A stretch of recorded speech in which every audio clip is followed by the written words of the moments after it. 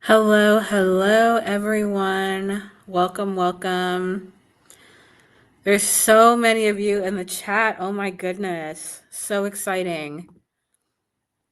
Folks trying to learn how to plug in. I saw somebody say they want to learn how to fight ice. Yes. Welcome, welcome from all over. Thank you all so much for taking time to join us this evening for this conversation on immigration and the upcoming May Day actions happening nationwide.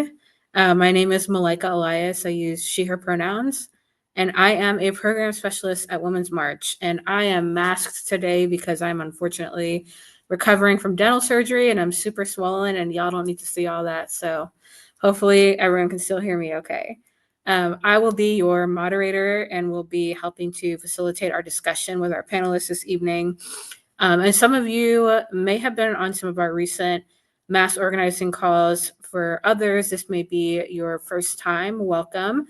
But our hope is that through these biweekly mass organizing calls and all the different topics and organizations that we introduce, that you all can connect with some new orgs and find ways to take action.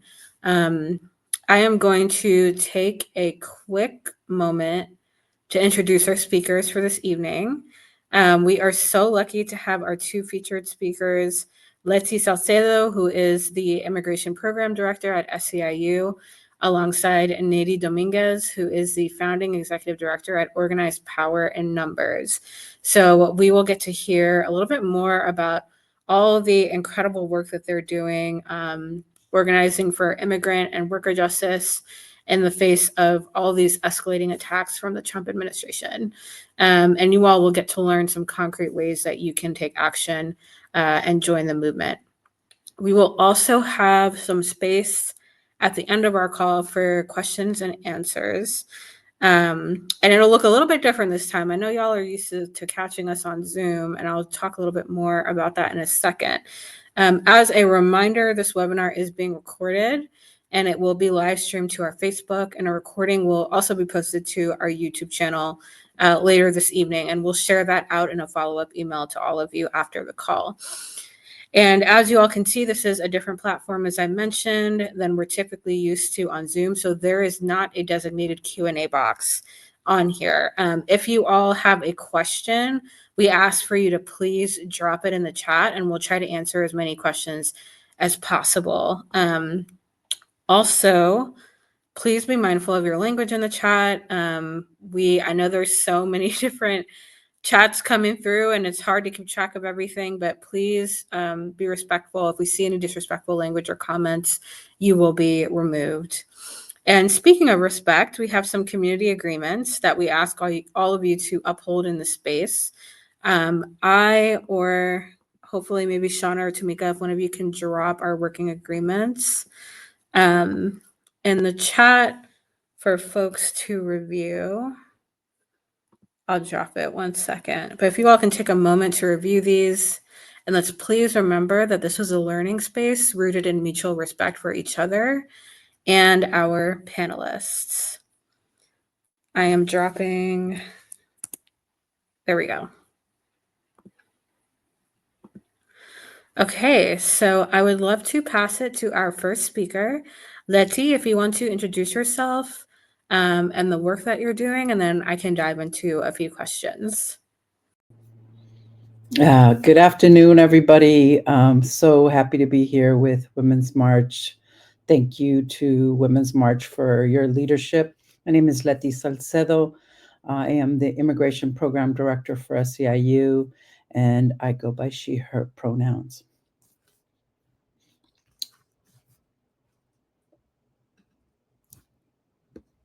Awesome. Thank you, Letty.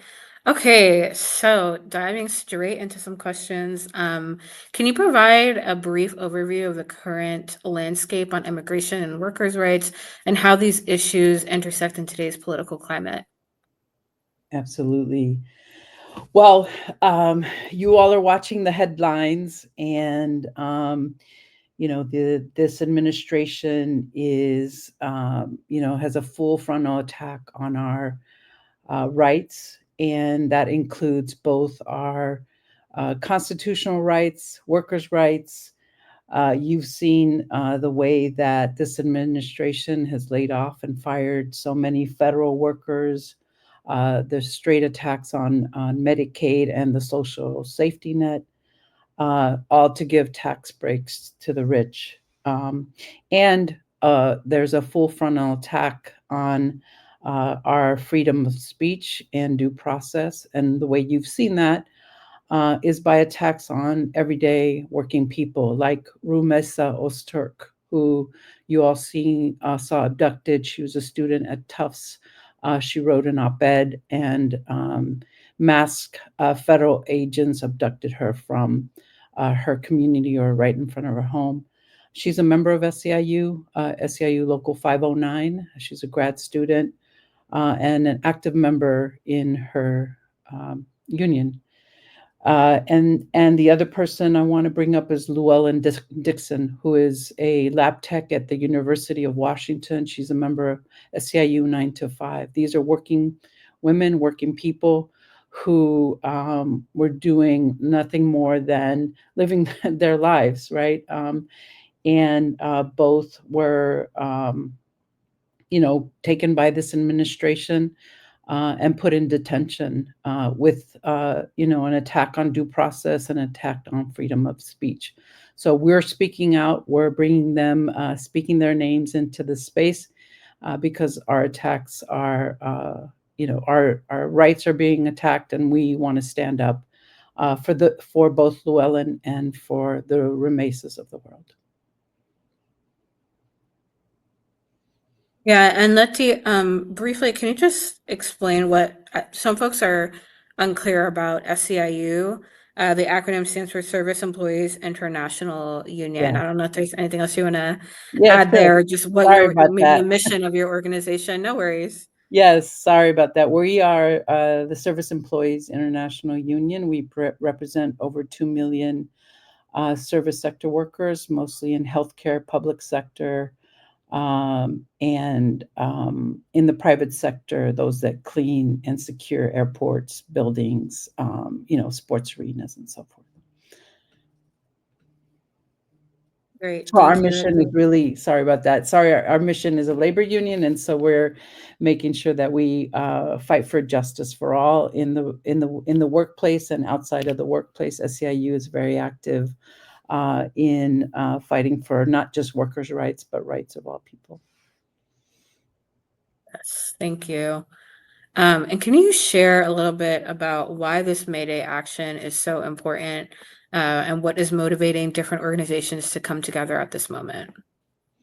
Yeah, we know that when democracy is under attack, we have to fight back.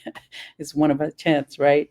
But we've seen that in a union, our main motto is that we don't work isolated. We are most strong when we're unified. And so the immigrant justice groups and other groups, Women's March and others who fight for other issues, see this as opportunity on International Workers' Day to come together to lift up the voices of workers. If you all know the history of International Workers' Day, it was the beating of workers who were on strike in Chicago and by police, and they came back, a few days later to stand up for those workers that were beat up and stood up for their rights. And so we every year we stand up for workers' rights on this day, and in particular immigrant workers' rights, and we come together with immigrant rights groups across the country to lift up the rights of immigrants, but also workers. Yes, thank you.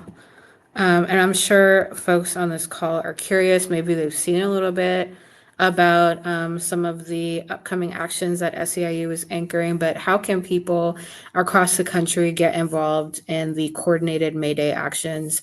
And what impact are you hoping to see from this collective effort? Yes. So folks can look at two websites. The first is May1dayofaction.org. that has over 25 or so actions across the country. And the second website is iamerica.org, Mayday. I hope somebody's putting them in the chat, but both, there's overlap on both sites, but additionally on iamerica.org, there's additional website that SEIU is standing up. iamerica.org is a campaign of SEIU. In terms of impact, well, you all have led in a ton of actions, and we just want to continue that that effort of resistance. We've seen, history has told us that a democracy that falls comes back only because of the resistance. 60% of those democracies that have fallen that come back are because there's a resistance and because labor unions are key pillars of having that resistance. And so we are fighting for our democracy, and we want to have an impact to show that workers, immigrants, and other allies are out in the streets, will continue to be out in the streets to defend our rights and to defend our democracy. Amazing. And Letty, I'm wondering from your perspective, from the SEIU side, what are some of the most pressing challenges facing immigrant workers right now? And you kind of talked about it very briefly at the beginning of the conversation. But anything else you want to add here on some of those challenges, and how the union is responding? Yeah, I mean, the challenges are real. I mean, we feel the fear. Workers are feeling the fear. Um, because of the onslaught of raids and the abduction of people in the streets, there's clear fear. And so uh, workers want to ensure that they're able to go to work safely and not be abducted in the street, want to make sure they can earn their living and go home to their families. And the most pressing issue is to make sure we're standing up for the basic rights of people to live their lives, to thrive, to go to work, to stay with their families, to not be separated from their community, from their family members. And so those that can should stand up on May 1st, and other convenings that are coming up. That's the main thing where the most pressing is to deal with the fear that people have and to have folks stand up in support of immigrants and workers.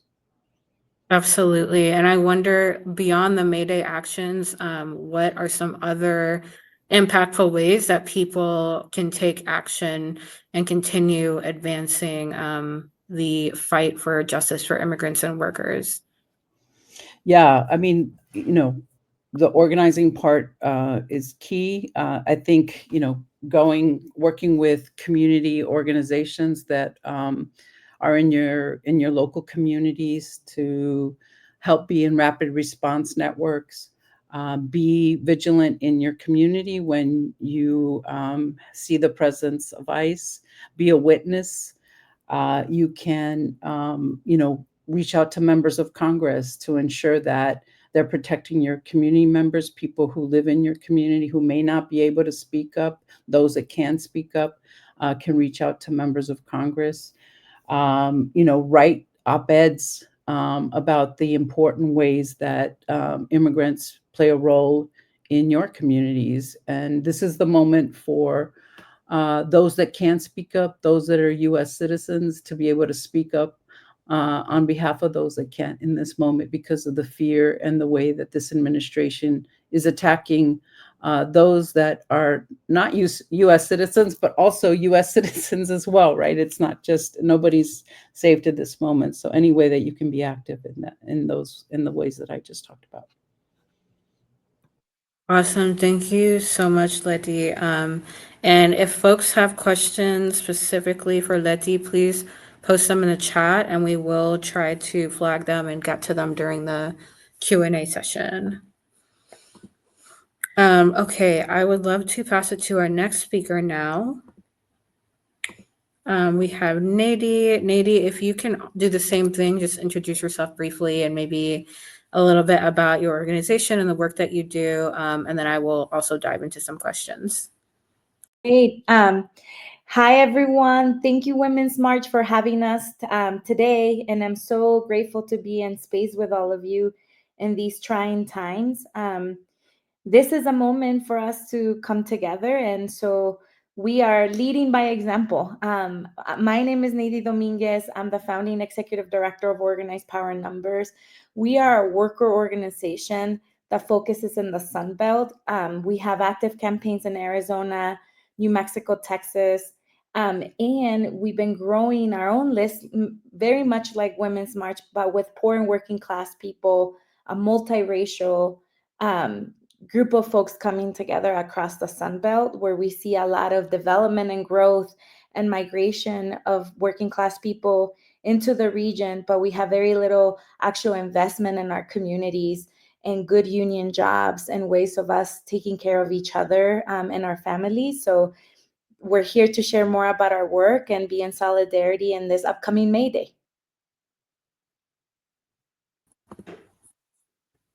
Thank you, Natie. Before I dive into some questions, I just want to remind everyone, we are posting links occasionally throughout this conversation in the banner at the bottom of the screen that Natie and I are on. So I know that the chat is moving super, super fast. If we post links in there and they get lost, I'm sorry. Try to check the screen occasionally because we're posting all the links there as well.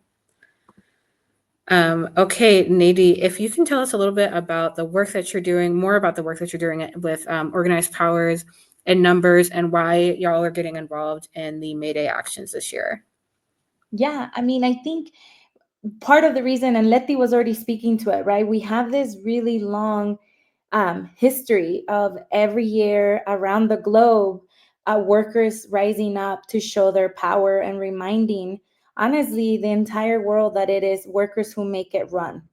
And here in the US, we have an interesting history too, where in many ways, we created Labor Day to be that day for us because it was too revolutionary to join the rest of the globe on May Day to show worker power. And for us, this is a time to remember that, to make sure that we're actually all in motion on May Day, no matter where you live, even if it's 10 of you gathering somewhere, just remembering that you're not alone. People across the globe march in the streets on May Day every year, and we want to make sure that this year, the United States and the South, the Sun Belt, is rising up to meet the moment and the attacks that our communities are facing. Our work is with poor working class people of many diverse backgrounds.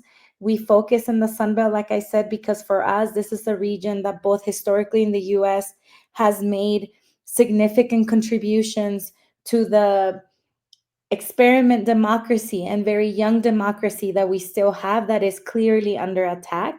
And so we have faith in our elders and our ancestors that the moment to rise up and the power that it's needed for us to actually fight back will come again from the South and the Sun Belt, the Southwest and the Southeast.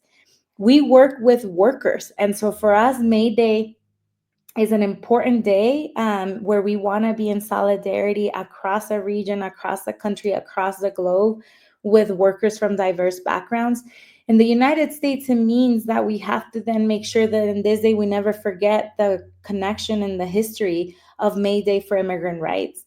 And just to remind people, some of the mass, marches that we saw on May Day were back in 2006 when we were fighting an anti-immigrant bill in Congress, and we saw millions of people taking the streets across the country. And we are living kind of in a moment that is much more darker and much more harsher than even 20 years ago.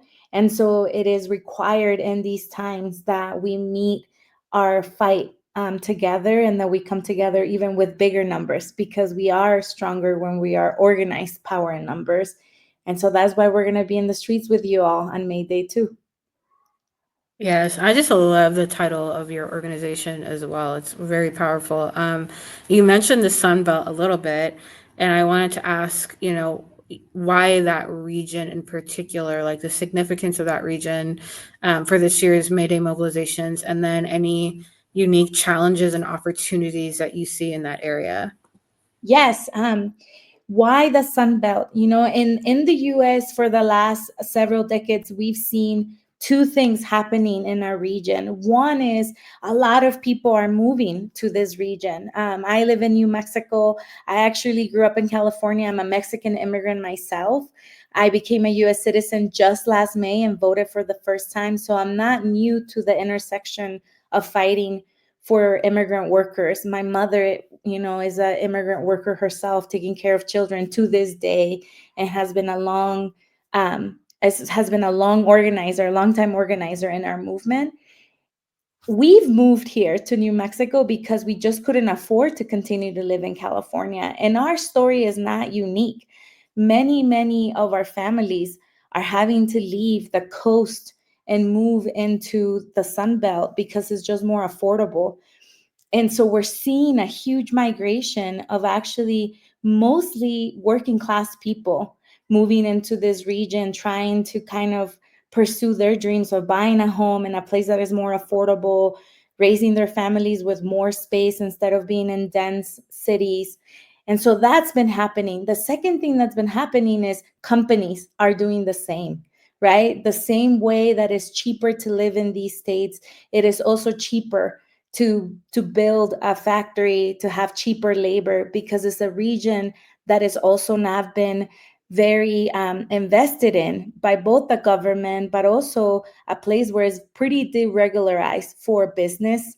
And in a place where you see lots of states kind of competing with each other to have Amazon move in, right? Or competing with each other to have Apple warehouses move in, or Facebook warehouses. Instead, we really believe that in this moment where we're seeing these two things happening, where our democracy is under attack, where working people clearly see that it's us versus the billionaires, that this is the region where we have a lot of opportunity to actually show how working class people make this country run, and that we deserve to be invested on, and that we want good union jobs, that we want good investments in our community that actually help our land and water and are good for our communities, that there is a way to do this right. And I would say that the third thing is, why are we joining forces and making sure that in our capacity we have, we're contributing to May Day in Phoenix, May Day in Albuquerque, May Day in Houston, May Day in Raleigh, North Carolina, in our region? It's because we really see the need in this moment for all of us, in whatever way, shape, or form, small or big ways, to show resistance and fight, to speak up and not accept all the horrible things that Leti was speaking to. We have so many people in our communities that are being just disappeared, right? I want to name Kilmar Abrego Garcia as someone else that we need to remember. And I want to remind folks that these people have names and last names, like Leti said, but they're not these like individual cases that we're fighting, that these individual cases are the blueprint of this government and how to do this en masse, who how to do this with US citizens, not just with immigrants. And so to remind all of us that those folks are fighting every day by keeping their spirits alive inside detention, not knowing what's going to happen to them, but they're fighting for a bigger fight than themselves, which is the rest of us, to fight for the liberties of us. And we need to recognize that, and we need to be fighting from the outside for them and for all of us. And I really think in this moment, the fight is very clear for me. This is a fight of workers over billionaires. And we need to come together to make sure that in this country, workers come first, and that we don't lose the little bit that we've won and our ancestors have won for us in the last 500 years, in the last 300 years in this country. We're not very old. And so we have a lot of growing and shaping to be. Thank you, Natie. And someone asked, what does Sunbelt mean? I don't know if you want to speak to that a little bit. It is pretty simple. I think it has something to do with the South and warmer states, but if you want to maybe just briefly speak to that. Yeah, so it is. We're talking about the Southwest and Southeast. But in the 60s, there were a lot of Black and Chicano activists that actually wrote about sort of their vision of the Sun Belt and their strategy of the Sun Belt in the region that they envisioned decades ago, of people like us in this call across multiple diverse backgrounds, but clearly being working class people in this region, to actually fight to make this region be, show up right in the history of the US for our people, and make it right for us. So there's a long kind of movement history behind it, but the more practical description would be we're talking about the Southwest and the Southeast.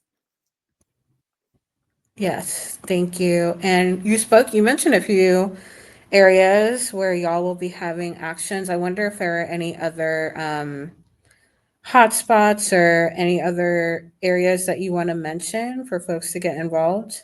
Any other states or cities?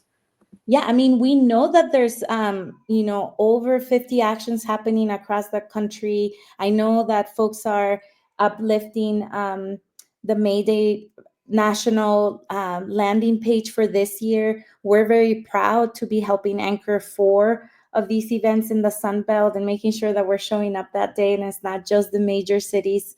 um, but I also wanted to actually just take the liberty here and ask folks that, like, I'm a member of Women's March. I'm a proud leader within the board of Women's March. And again, I see the need for us to continue to meet each other at the intersections. And I know for me, as a working mom of 2-year-old twins too, and someone that deeply believes that it is my right to do whatever the hell I want with my body, I know that all of you out there are feeling it in terms of your daily lives as workers, as people that earn whatever it takes to keep your family fed, under a roof, and taken care of, and you're worried about what's about to happen. So I just like to invite all of you to also, speak loud and be proud to actually show up to these spaces as working women and working parents and working people that have a big voice right now, that we need to get it even bigger and bigger microphones, and invite you all to join us as we roll out our Workers Over Billionaires campaign May 2nd. Our first mass call will be May 7th, and I'm sure my sisters here are going to drop the link somewhere for you all to sign up if you want to join us. But it's clear that one common denominator we have right now across the country is that we're all working people, and we need to lean into that in a strategic way. And so I see you. We're in this together, and I'm so proud to be here with all of you. Thank you so much, Natie. And I just have one more question for you. We probably have a lot of folks on this call and I see it on every single mass call that we have, people asking, like, what can I do to convince my family member or get my community involved? So I'm wondering, like, what strategies that you've seen that have proven to be most effective in mobilizing communities to defend immigrant and workers' rights? Yeah. I may say something that may agitate some of you all, so just, like, bear with me. This is a moment Say where it. we need to do it, right? We are not going to win in this moment if we keep talking to the 10 of us that agree on everything right now. That's just not how we're going to be able to defeat what we have in front of us. So the one piece of advice I have is, like, what is the thing that does bring us together? To deeply listen to your community, to your family. We all have that family member, even if you're not blood related, but you married into it, or you chose to be chosen family with these people, or not. You just happen to have them around that voted for Trump. We all have that. If we were all together in a room and I would ask you to raise your hand if you know someone in your immediate circle that voted for Trump, I'm going to bet that at least 50% of the room will raise their hands. And we cannot ignore that. And we really need to sit with that. And I think the one common denominator that we do have, that maybe we can start from there, and it's not going to be perfect and it's going to be really hard, is what I was just talking about, which is everyone's concern about feeding their family, about having a roof on top of their heads, and being able to afford whatever they need to keep their families well. And I think that that's our opportunity to figure out how do we move more of us on the things that matter right now and bring a bigger front of us to be able to push back on all of the attacks that we're all facing. I also would say that on immigration, I really feel like people got to remember that undocumented immigrants in this country contribute billions of dollars in taxes every year in our economy. And I'll say this, they've spent so many decades feeding us the lie that undocumented immigrants do not pay taxes, yet why is it that you have ICE now trying to get access to the data of the IRS of all those people that pay taxes with individual taxpayer numbers? That should tell us that that lie that they fed us, they know that we're there. They know that we're millions of us that did that for a long time. And that in this moment, they know that they have to figure out a way to silence us, oppress us. And if they get away with it, then you're next. And that's the way we got to think about what's happening in this country in this moment. That right now, it may be these individuals that we name their names, but that's the pathway to all of us being silenced and oppressed in this country. Yes, thank you, Natie, and thank you for speaking to that importance of leveraging that common denominator, because that gets lost for people all the time, and it's so important across movement spaces.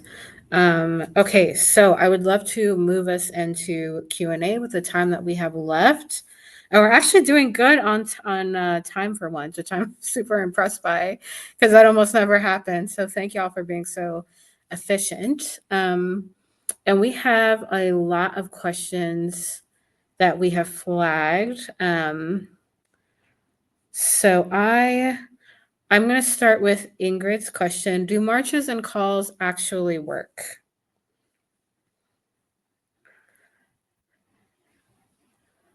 And either of you or both of you can answer. Yes, they do work. You can both look back on the civil rights movement and the LGBTQ movement, and it was always the active minority that changed the perception and had economic impact in the pocketbooks of rich decision makers or who had influence on decision makers. In both of those movements, the fact that people marched, that they took over the spaces of where decisions were being made, changed the course for Black people in this country, for people who are part of the LGBTQ community. So historically, you can look back and see that in the labor movement, we have an 8-hour day because of the protests, the sit-ins, the strikes that the valiant people back in the day, right, the turn of the century, who did hunger strikes, who took over the mass in factories, who took over those factories and stopped them from producing. Yes, marches, calls to members of Congress have an impact, and so do strikes and workers taking their labor in their own hands. And I just want to shout out to Natie. Natie, I've heard so much about you.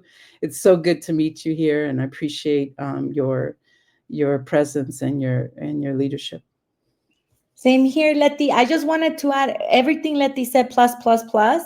And y'all, they're counting on us on staying home and staying quiet. They want us to do that because they know that the more they hit us, the more powerless we feel. And I get it.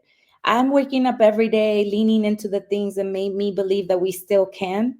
And the thing that I'm leaning into is each other. And so don't let them win by just giving up because it feels too big and too hard. They're counting on us staying quiet and speaking to ourselves quietly among our own circles and not be big in public. They're counting on that. That's how every authoritarian government has taken power, is by making it so that we feel fearful of coming into the streets. And so I'm not saying it's not dangerous for some of us to do that in this moment, but we need to push through that fear so that we don't let them win. That is what we need to be doing right now. Yes, thank you both for that motivation and answering that question, because we get it all the time.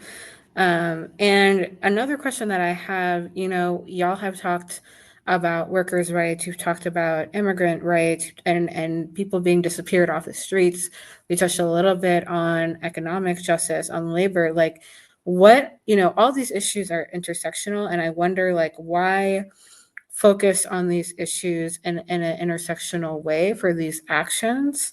Yeah, if you can just speak a little bit more about like why these mobilizations are framed around these multiple issues rather than like one issue at a time.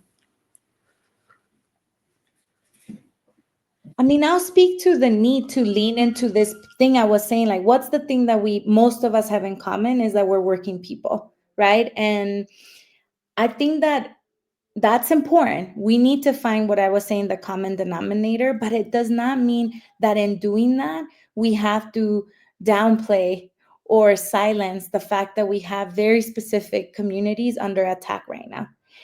I think what I'm asking myself every day and my team and my peers, and what I'm asking all of you, is that we need to get collectively better on how we talk about those issues like immigration, like defending our queer families and queer communities, but from an economic perspective. That's what I've been leaning into, because at the end of the day, all of those folks are also, most of them, if not all of them, are contributing to our economy.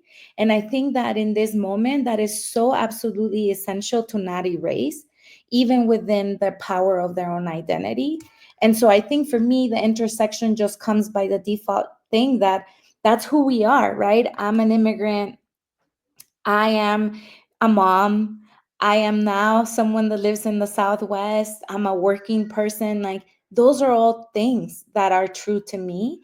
And we need to make it easier for millions of us to be welcome into our movement. And it could be because of this one issue, or it could be because of this thing we have in common. But we need to be welcoming and bring in people and have them have a vision for the power that we all want to build and what we deserve. Yeah, absolutely. I'll just add, look, the powers that be that are in office now thrive on division. They ran their campaign on division, and they would like us to only be siloed and speaking for our whatever various communities, right? Our communities are multifaceted. They are not workers. They are not LGBTQ community. They're intersectional, right? They show up in the world that way, and we can only thrive if we're all in this together. We know what vision of the world we want, right? And we all, as Natie said, as workers, as union members. Yes, we are workers, we are union members, but we are no different than anybody who walks the street, right? We want the best for our families, the best for our communities, and to make sure we're all thriving. And so let's fight for that vision. Let's fight for that together as intersectional people who care about our neighbor, who care about Kilmar, who care about, I'm going to keep speaking, Rumesa and Kilmar, who care about Llewellyn, who care about anybody who's being abducted in these streets. We want a better world. We can thrive together. And they know that. They know that power that we can have. That's why, they're attacking unions. They're attacking our, nonprofit organizations. They know that by trying to divide us, they win. So we have to do the opposite of that. Thank you both so much. And I'm going to move to our next question. Charlotte P., this is a great question asked. What are ways that we can directly support our temporary protected status community members? What might it look like when they start taking action against these families?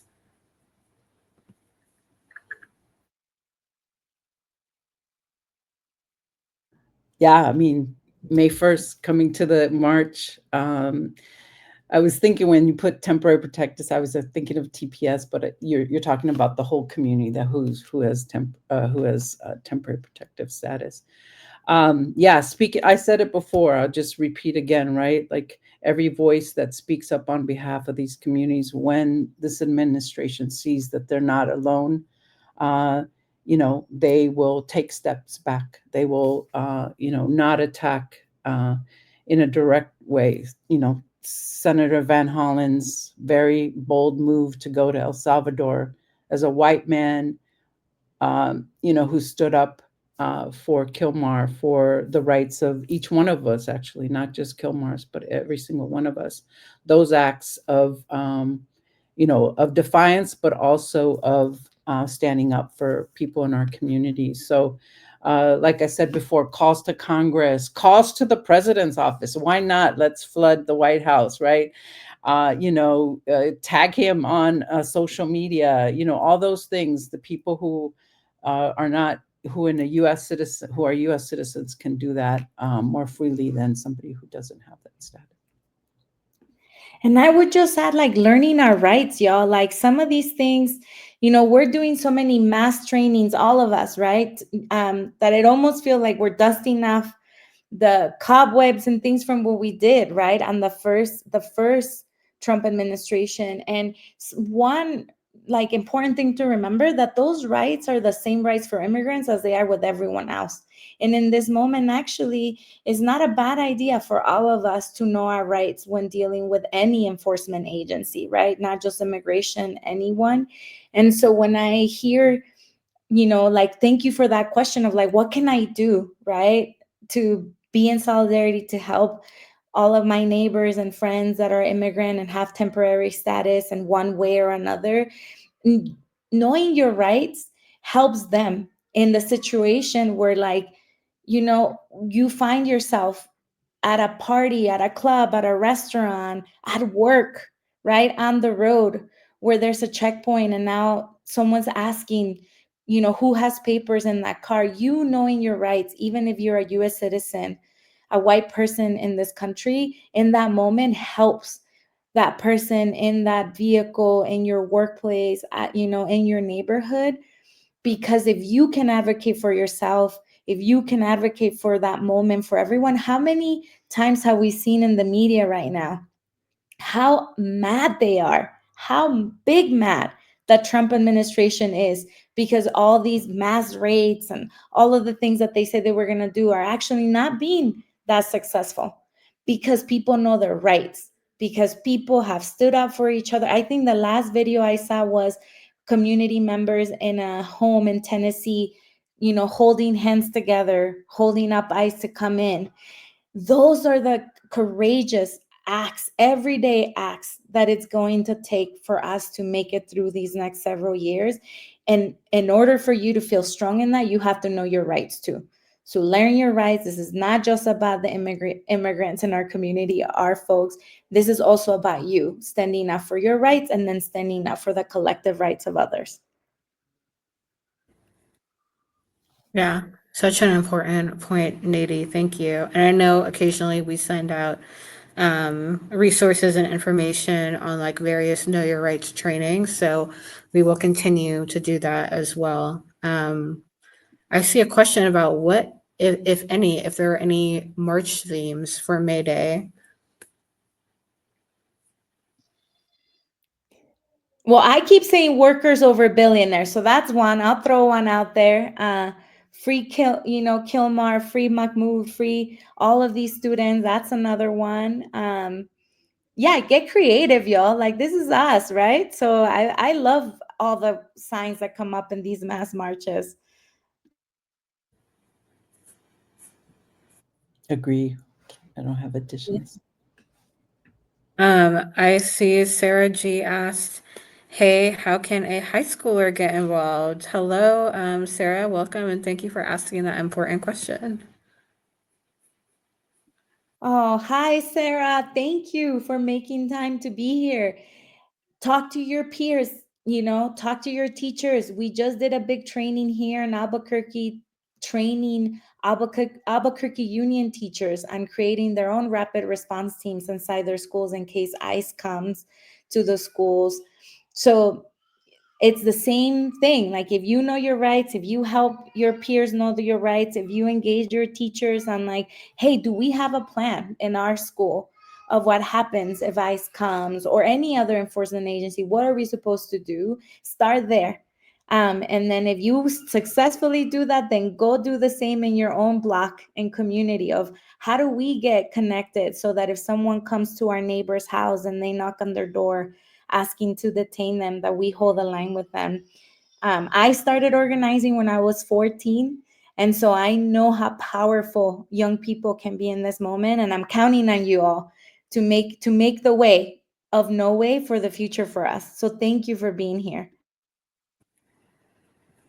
Yeah, I'll just add, do like committees on your school campuses, right? Organize across high school campuses. Each campus can have their own committee related to the issues that you guys are affected by, your community is affected by. Some of the first organizing that happened in LA, for example, I live in LA, was done by the high school students in East LA. Some of the first protests were you saw them, taking over the streets were done by high school students, and reaching out to your local unions, right?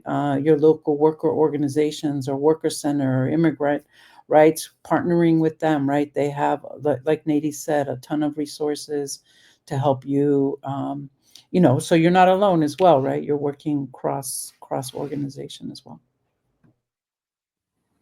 Absolutely. Yeah, never underestimate your power as a high schooler, as a young person, period. And there's so many incredible youth organizing happening. Looking at the Sunrise Movement, our siblings working on climate justice work, incredible. Bulletproof Pride, and so many other incredible youth-led organizations. So wonderful question. And just keep going. And I see a lot of questions in here about where to find events near you. Yeah, like if there is a map, y'all mentioned a couple of websites, which is the best place Mayday map can be found. Yeah, everyone take a look at the link that's posted on the banner at the bottom of the screen. This is probably the best place to find local events. And I see another question about, I see no posters around town about the upcoming march. Do you think that posters and handouts are useful? And I will piggyback on this and ask, if it is useful, is there a toolkit or something similar that lives on any of these websites that people can go and share graphics on social media, or actually print them out and share them around their local community? Yeah, we don't have posters up yet, but that's a great suggestion. And so we might just take that up and share some social on a couple websites that we have put up. Yeah, on the webpage of workers.fyi/ Mayday -events, and I know people are sharing links. There is a toolkit that you can download about some of the Mayday actions. And I'm sure there's going to be more things coming, right, leading up to it. But I think art has always played a big, big role in our movement. Right behind me, you see the butterfly. This is from in 2018. It was the No Papers, No Fear bus action across the states to finally get to the Democratic National Convention, to basically demand that, actually this was 2008, so to demand that Obama stop doing deportations, and I think the iconic butterfly, people have done different versions of it. So art has always played a big role in our movement. And so for those creative folks out there, this is your chance. We need your art for this moment. Wonderful. Okay, y'all, we are nearing the end. So I will take a couple more questions. We have someone, Marilyn, asking, how do retirees best support striking workers?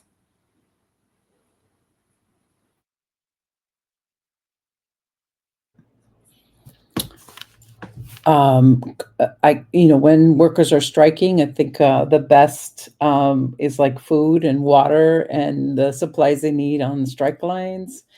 They also have strike funds sometimes set up, so like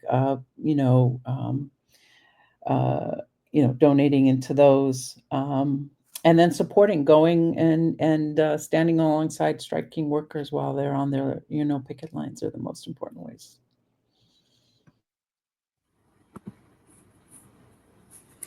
Awesome. And then the last question that I see from Charlotte P, where are places that we can find more information about our rights and what to do in these situations?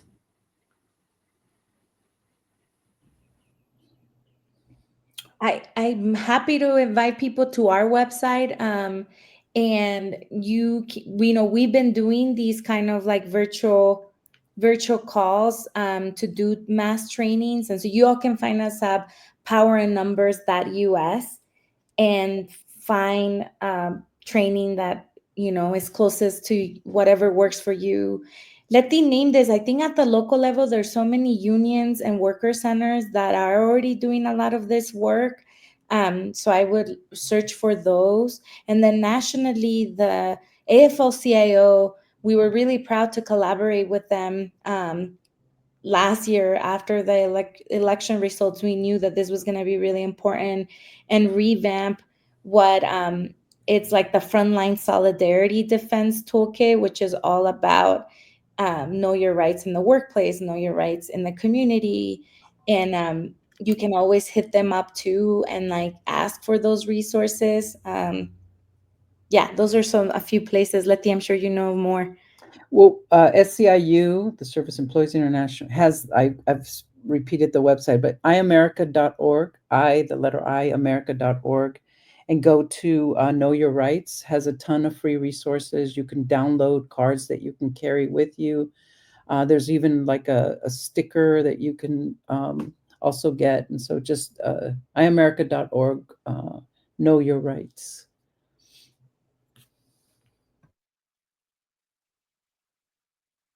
Wonderful. Thank you both. Those are all the questions that we have.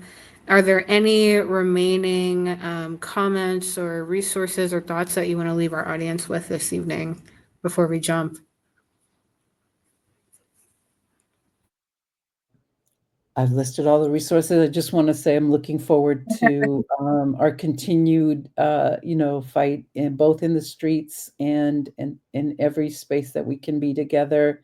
We know we can bring about a brighter future, and every step we take is towards that vision. So I look forward to being in the streets and in Congress and everywhere else with you all. Yeah, same here. See y'all on the streets. Take cute pictures. Let's show them how powerful we can be together. Thank you both so much, Natie and Letty. Everyone, audience, I hope that you all learned something. I hope that y'all show up and show out this May Day and beyond. We're so grateful to have you here with us, and just keep up the fight, y'all. Stay tuned on our email list and our social channels for upcoming mass organizing call series. I hope that these have been helpful for you all. And hope that y'all are walking away with action items and knowledge on all these various issues that we've been presenting and discussing. So stay tuned on our channels, and we will see you all in a couple of weeks on our next call. Bye, y'all.